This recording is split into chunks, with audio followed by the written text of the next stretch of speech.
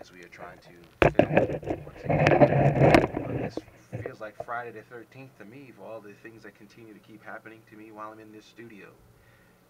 And so, a quick note on the bad section, NFL note. I just mentioned a second ago to David, I was talking about how it seems it used to be, and it still is, the saying is the toughest position to play in football is quarterback. Well, apparently, it must be running back.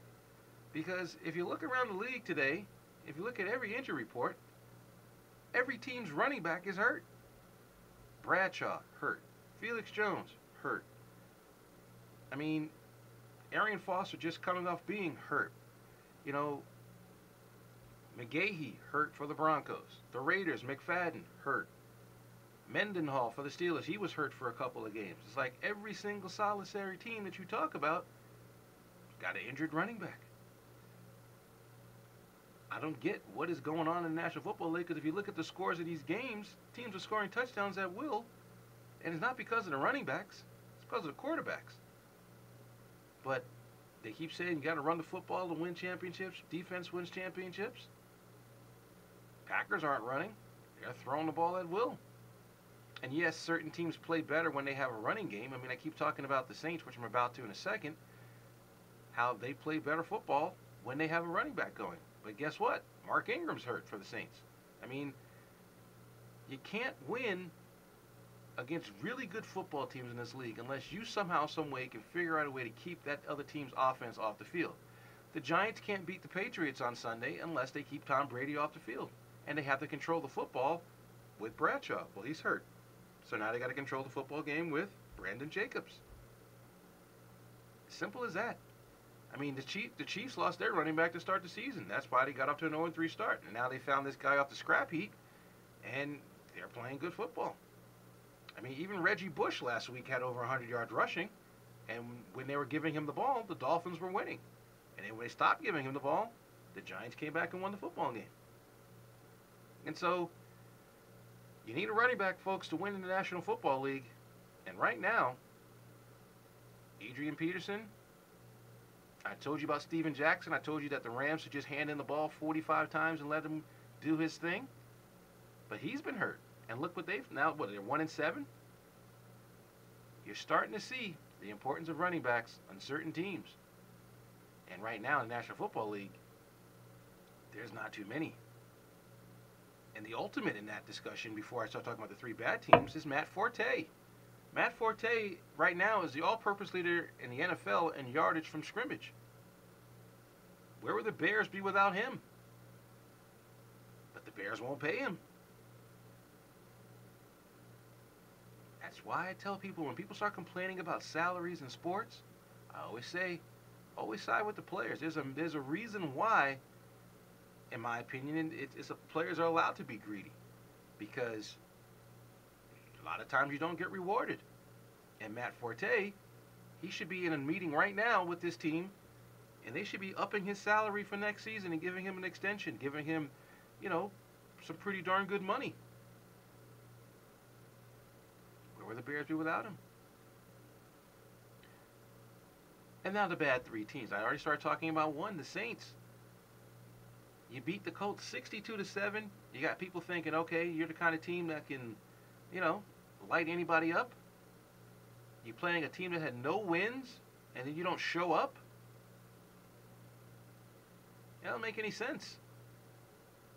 I defy any of you to tell me when you've ever seen a Drew Brees-led team not play hard.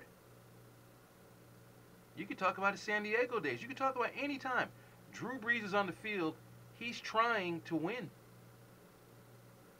And you're trying to tell me that they played hard against the Rams last week? You cannot be serious, as John McEnroe would say. And now they don't have Ingram. They have no running game. So essentially he's going to throw the ball again 50 times, and they probably will lose or probably play a closer game than they should, because that's the blueprint. The blueprint to beat the Eagles and the Saints. They're going to get stopped because they can't complete every single pass. They try. And you have to take advantage of them once they get stopped. No running game That means the clock is not stopping. So the games are longer, and the chances that you may have to do certain things are greater. Second bad team. I could put the Chargers in the ugly section, but I'm going to put them only in the bad section because essentially they're like my poker playing. And those of you who know who play poker with me will say, like, I'll win all the little hands. I'll win the small hands. I'll win the hands that, aren't spectacular. But I'll always have one hand where I'll just blow all my money. And that's exactly what the Chargers has played like the last 2 weeks. They had the Jets in trouble the entire game. And then all of a sudden, Rivers throws a pick to Revis, and he takes it back to a touchdown, and it changed the whole game. And then they drove down the field again, and they had another turnover. Last week against Kansas City, they played like crap in the first quarter. Rivers is throwing the ball to anybody who had a hand up, and basically they got down. Then they fight all the way back, and then all of a sudden Rivers can't get the snap from center. Now, I played the position, so I know that you're not supposed to leave the centers, for lack of a better word, derriere, until you get the ball in your hands. And we're going to take another call. Oh, hopefully they'll call back. But in my opinion, I just personally feel that the Chargers are just a snake-bitten, unlucky team. We'll try it again. And we're back to having the phone issues again. Personally, I don't understand what teams need to do in order to win football games sometimes when they come all the way back and they feel like they've got the game under control. Chargers just happen to be one of those teams. Okay, I guess the phone line is acting up again, so we'll just leave it alone. The Chargers need to get their stuff straight because you're not going to win football games the rest of this way. We all know that they play best in November and December. Well, November's here. In December, they never lose. There's something like 22-1 over the last 5-6 years. They should be way ahead in this division. And they didn't take advantage of it. And that's why they're my bad list this week. And the third bad team, folks, this is more of an individual bad than the whole team. But I got to kick Chris Johnson while he's down. Yes, Tennessee won the game last week against the Colts, 27-10. Congratulations. But Chris Johnson should not be stuffed by the Colts. Chris Johnson should not be having a season where he basically might only rush for 600 yards through 15, 14 games. He hasn't smelled 100 yards this season. And I know I make some random statements periodically, and one of my random statements that I would make is I don't get the mindset of professional athletes. And I'll give you a quick example of what I'm talking about.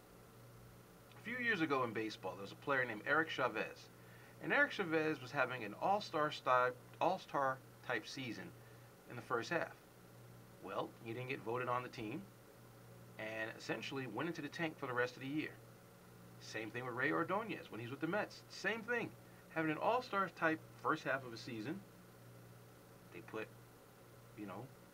Barry Larkin in above him. They put in Edgar Renteria. He didn't make the all-star team. Rest of that season, batted like 200 and started to make errors. Chris Johnson ran for 2,000 yards a couple of years ago. Didn't win league MVP, even though he was probably one of the most spectacular, dominant players on the field. I believe that was the year that Peyton Manning won it because he threw 49 touchdowns and had an insane year as well. He became the first running back not to win league MVP that ran for 2,000 yards, although Jamal Lewis, I believe, ran for 2,000 yards. He didn't get MVP either, but he wasn't an MVP. The other guys, Terrell Davis, Barry Sanders, O.J. Simpson, Eric Dickerson, had MVP seasons. Chris Johnson, did his team make the playoffs that year? No. And so ever since then, he's not been the same running back. People say he's favoring his leg. People say he's not cutting hard. He's not running hard or whatever. We don't know what's in his head and his heart. He just signed an enormous contract. Maybe that's bothering him. Point of the matter is, he's better than this, folks. And it's painful to watch. That division is up for grabs. Houston is good. Tennessee's as good. Yes, Tennessee showed me no moxie 2 weeks ago when Houston stomped them. But they have the pieces to win that division because Houston is not a juggernaut. Figure it out. Get it done. And a bonus bad. You know, when the Dallas Cowboys stink, football sometimes suffer. And I mean league-wide. Like, you always want to have, like in baseball, if the Yankees aren't good, you know, people don't watch baseball as much. I mean, yes, this World Series got a lot of watching because there was bad football on.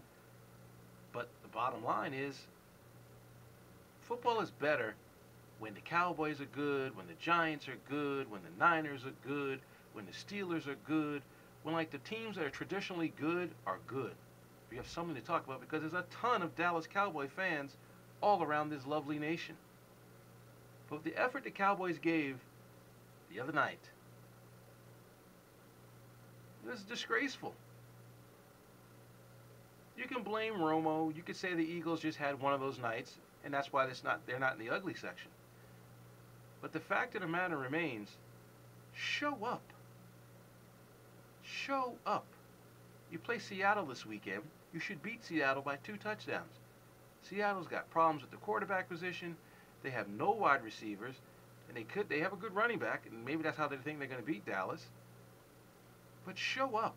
You have way too much talent to only score 7 points in a game and score a meaningless touchdown to get your 7 points. And yes, I know I'm jinxing my Giants, who will play Dallas again later on this year. And because of my comments, Dallas will beat the Giants 51-0, and because of what I said. But Dallas, show up. And we'll be back to talk more bad and step into the ugly on 89.7 KLAS FM after this message from the Jeffrey Foundation.